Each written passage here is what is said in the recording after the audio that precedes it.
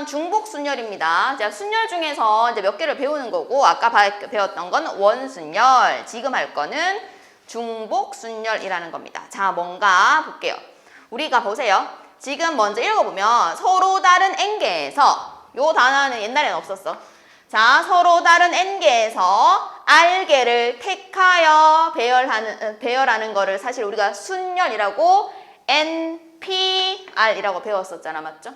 요건 우리가 이제 배운 거. 그러니까 서로 다른 n개 중에서 r개를 선택해서 일렬로 배열하는 게 그냥 순열인데, 여기 지금 방금 표시한 거, 이 단어 중복을 허용한다. 뭐냐? 우리 보통 뽑았던 거 또 못 뽑지. 이때까지 했던 거 생각하면. 근데 뽑았던 거 또 뽑는 거야. 그러니까 예를 들면 이런 거지. 숫자가 이렇게 있는데 옛날에는 이 4개 중에서 뭐 서로 다른 2개를 뽑아서 자연수를 만드세요 라고 하잖아. 맞죠? 그런데 중복이라는 단어를 쓰면 11 만들 수 있는 겁니다. 썼던 숫자 또 쓸 수 있는 거예요. 알겠죠? 그래서 중복을 허용하는 순열을 중복 순열이라 하고, 기호는 이렇게 읽습니다. n 파이 r, n 파이 r이라고 읽는데, 그럼 얘들아, 계산하는 방법은 정해져 있어요. n의 r제곱, 이거에 이거 제곱이라고 계산을 할 건데, 사실 중복 순열은 있잖아. 기호를 굳이 쓰지 않아도 문제를 보면 누구가 어떻게 풀 수 있는지 알아. 이미 중복 순열이라고 하지 않고도 푼 적이 있었다라는 거지. 그게 예를 들면 이 문제인 거예요. 보세요. 뭐냐면 2명의 후보가 출마하는 선거에서 6명의 선거에, 자, 용어 어려서 그런데 후보가 2명인 거야, 지금. 자, 후보가 2명인 거고 6투표를 하려고 하는 사람들 있지. 아이고야. 투표를 하려고 하는 사람들이 몇 명 있다는 거야? 6명이 있다는 뜻인 거야. 그러니까 대통령 후보가 2명인데 우리가 가서 표를 찍어야 될 거 아니야, 맞지? 그 찍는 사람이 6명이 있다, 이런 뜻인 겁니다. 자, 그런데 여기 기명으로 투표한다 라는 거는 내가 누구 찍은지 밝히는 겁니다. 기명 투표라는 거는 내가 누구를 찍는지 내 이름을 쓰는 거예요. 그러면 다음 시간에 할게 무기명 투표라는 게 있어, 알겠죠? 그 내가 누구 찍는지 밝히지 않는 겁니다. 자, 그러면 기명 투표로 한다라고 했는데 만들 수 있는 경우가 몇 개니 그랬어. 자, 봐봐. 우리 6명이 있어. 후보가 2명이지. 내가 누굴 찍을지 정할 거지. 맞지? 그러면 내가 누구 찍을지 정할 건데 A 찍는 거 또는 B 찍는 거잖아. 그럼 내가 찍을 수 있는 후보가 몇 가지가 있어? 2가지가 있는 거야. 그럼 각각 다 몇 가지가 있겠어? 2가지씩 있겠지? 그러면 나도 2가지, 너도 2가지, 쟤도 2가지, 이렇게 다 계산해서 2에 6제곱 이렇게 할 거지. 누가 이거를 2파이 6 이렇게 쓰고 앉았겠냐라는 뜻인 거야. 이 기호를 몰라도 사실은 풀 수 있다라는 겁니다. 알겠죠? 그래서 얘 같은 경우는 식을 쓰면 2파이 6이 되는 건데 답은 2의 6제곱이라고 하겠다라는 거죠. 자, 그럼 다시 그러면 중복 순열이 이런 건데 일단은 그래도 의미는 알아야 되니까 앞에 쓰는 n이라는 숫자는 서로 다른 것의 개수, 그러니까 몇 개 중에서 뽑을 거냐. 맞지? 아까 후보가 2명이 있었잖아. 그 중에서 뽑겠다 이런 뜻인 거야. 그리고 몇 개를 선택을 할 거냐. 자, 우리 6P2라는 거는 존재할 수 있었죠? 옛날 생각하세요? 2P6 존재할 수 있었나요? 불가능합니다. 자, 그런데 지금 우리가 하는 2파이라는 거는 6파이2도 가능하고요. 2파이6도 가능합니다.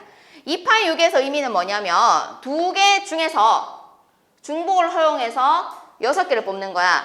그러니까 뽑았던 거 또 뽑을 수 있기 때문에 6개를 꺼낼 수 있다는 거야. 자, 공이 2개 있는데 6개를 꺼낸다는 뜻이 아니라 2가지 종류가 있는데 내가 그 중에서 나는 A, 모든 애들이 A 할 수 있잖아, 맞지? 그러면 그건 A만 6개 뽑은 거야.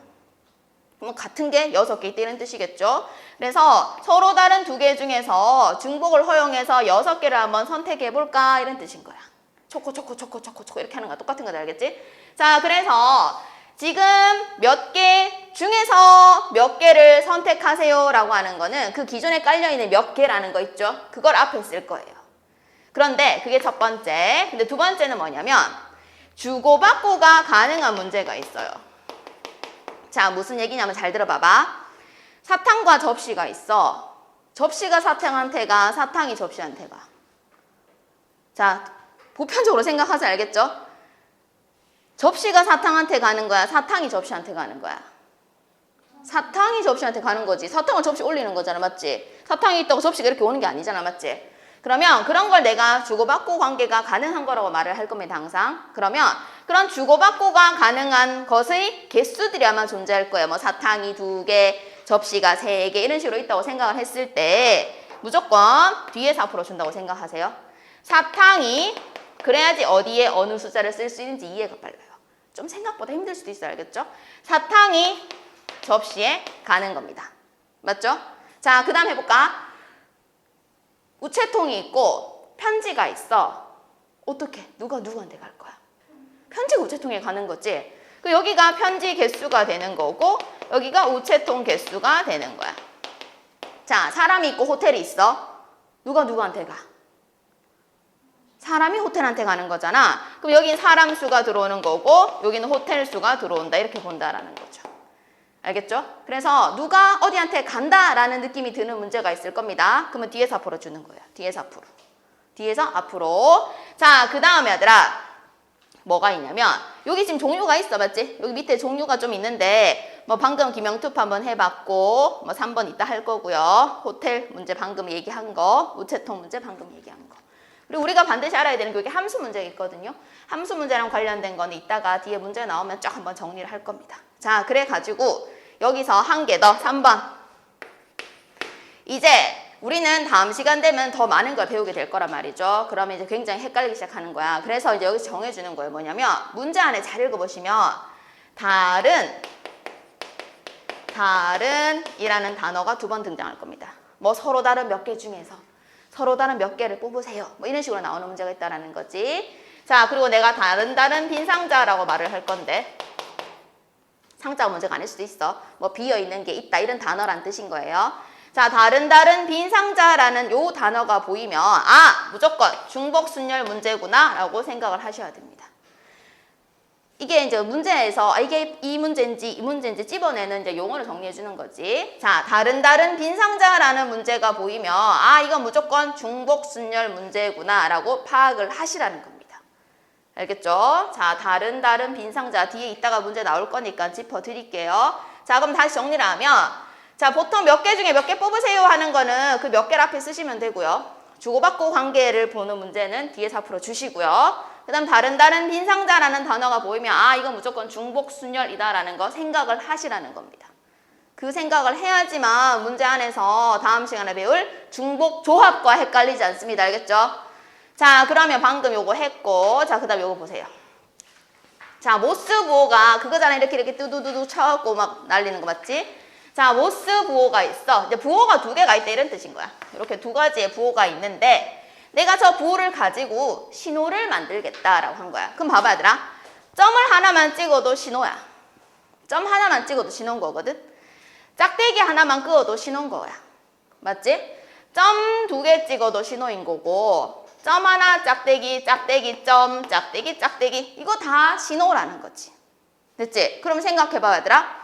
종류는 2가지지. 종류는 2가지인데 내가 이 첫 번째 세트들은 2가지 종류 중에서 1가지만 고른 거죠. 맞죠?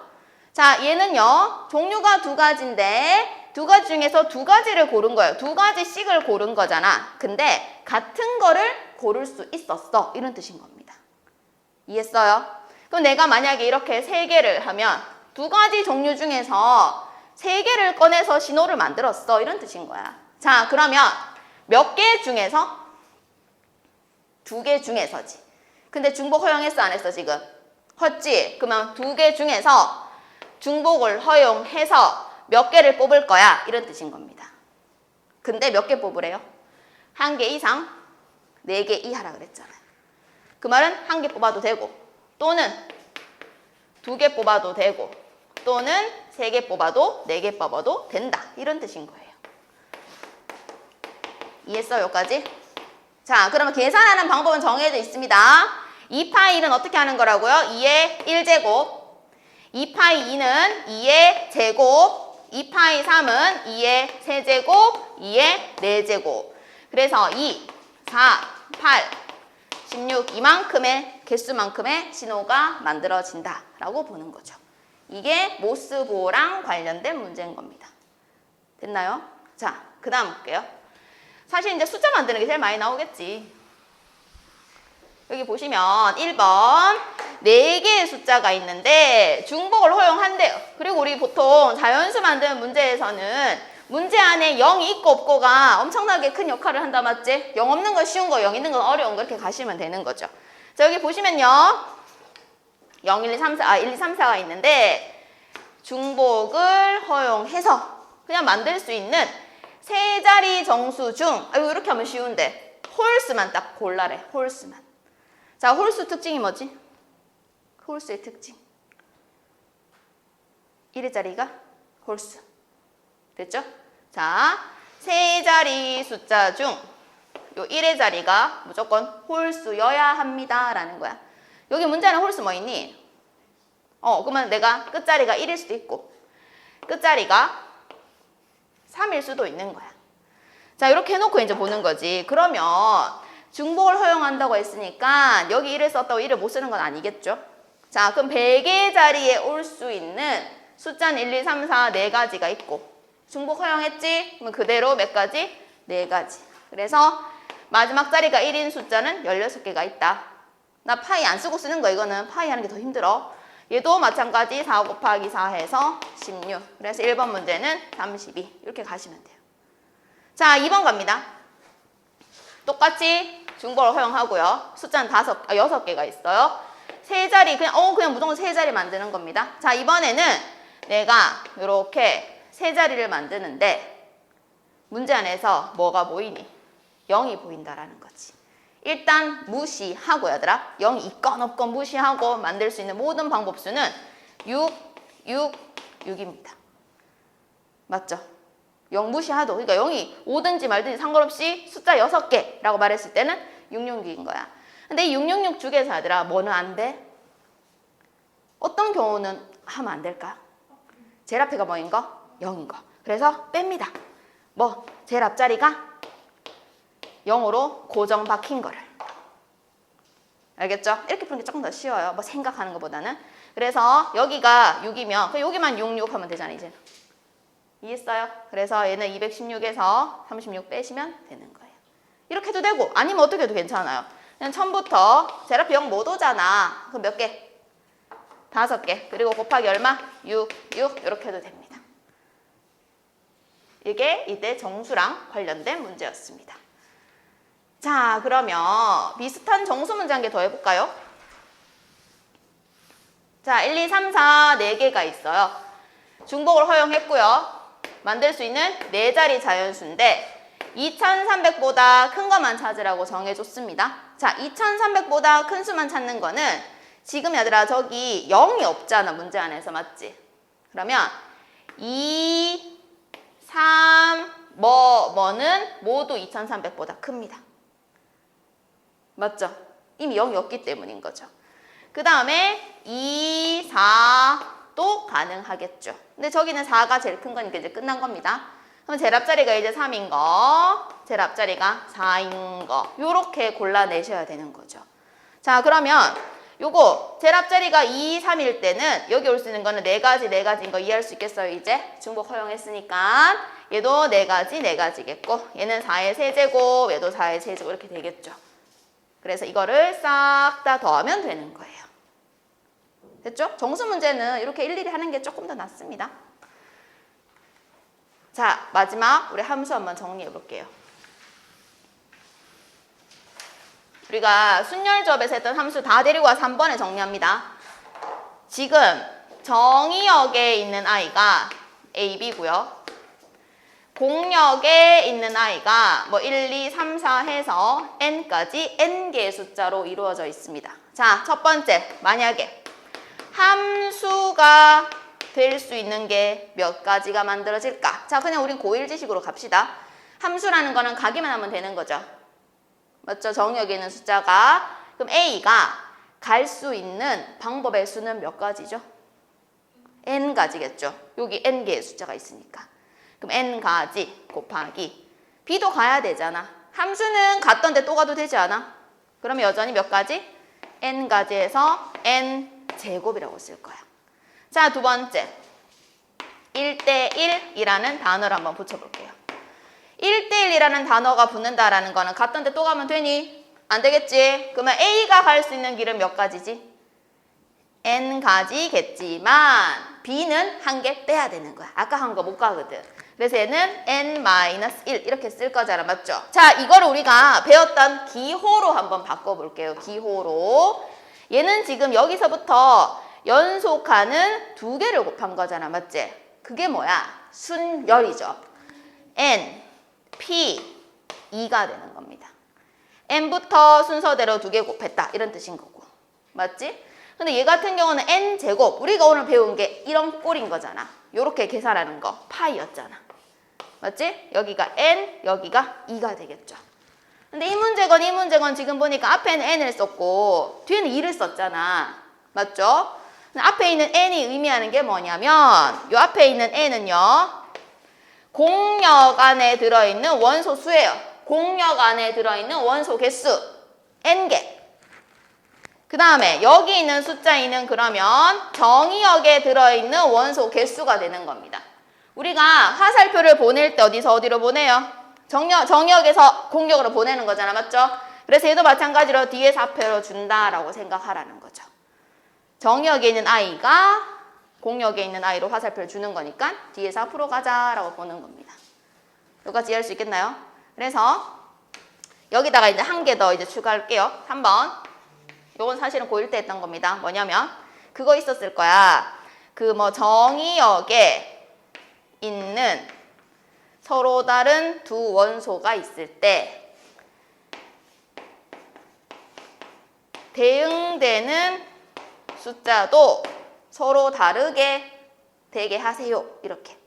뭐 1대1은 아니잖아. 이건 크기가 있다는 거야. 크기 비교를 하는 거지. 자, 얘들아. 1대1 대응은 야보다 더 작은 데 가도 상관없잖아. 맞지? 근데 이 세 번째 얘기는 무슨 얘기냐면 작은 숫자가 작은 데로 가고 큰 숫자는 큰 데로 가라는 뜻인 거거든.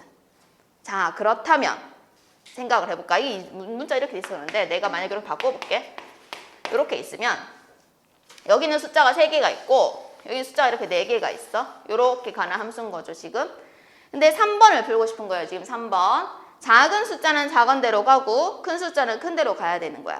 그런데 이렇게 생각해봐. 굳이 내가 그거를 일일이 다 하려면 너무 힘드니까 나는 숫자가 3개면 받을 수 있는 숫자를 몇 개 골라야 돼요? 3개를 골라야 줄 거 아닙니까? 맞죠? 그러면 내가 이 4개의 숫자 중에서 3개의 숫자를 고르기만 한다면 크기는 알아서 가겠지야. 어차피 큰 순서대로 배열해 줄 거니까.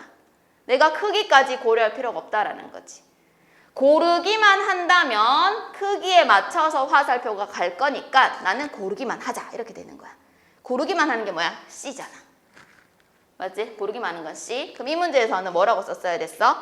C를 쓰는데 몇 개 중에서 여기 N개의 숫자가 있는데 내가 N개 중에서 얘를 받아줘야 하는 숫자 2개만 있으면 되는 거잖아. 그래서 2개를 고를 거야 라고 표현을 하는 거죠.